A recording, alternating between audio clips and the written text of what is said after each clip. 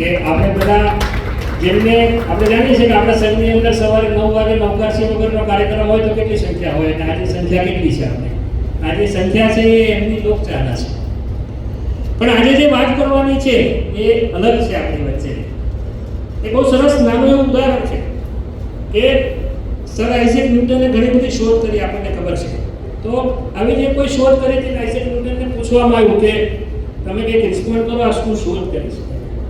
એ બહુ સરસ વાત કરે છે, આપણે બધાએ જીવનમાં ઉતારવા જેવી છે ને આપણા સંઘના તમામ લોકોએ આ યાદ રાખવા છે. આઇઝેક ન્યૂટન એમ કહે છે કે મેં કોઈ બહુ મોટી શોધ નથી કરી, પણ મારાથી મોટી શોધ એક નાનો બાળક શાળાએ જાય છે ત્યારે કરે છે. તો કે કેવી રીતે? તો કે પહેલી વાર એક સારી સંસ્થાની શોધ કરે છે, બીજી વાર એ સારા મિત્રોની શોધ કરે છે અને ત્રીજી વાર એ સારા શિક્ષકોની શોધ કરે છે. આપણા સંઘનું આ સૌભાગ્ય છે કે આ સંઘ જેવો આપણને સૌને સંઘ મળ્યો છે. આ સંસ્થા છે આપણી, જેની માટે આપણે ગૌરવ અનુભવવું જોઈએ.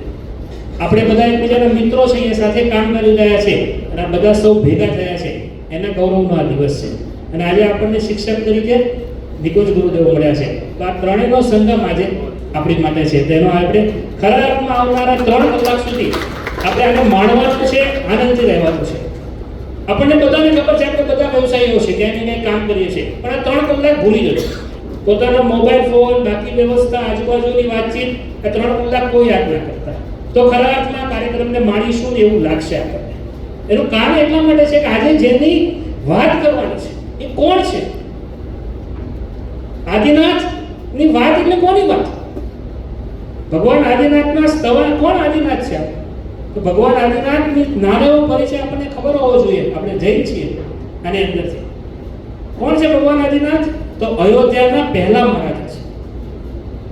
એ મૂળની અંદર આગળ વધતા ભરત ચક્રવર્તીની અંદર 81મી પેઢી આવે ને ત્યારે રઘુ નામનો રાજા જન્મે છે.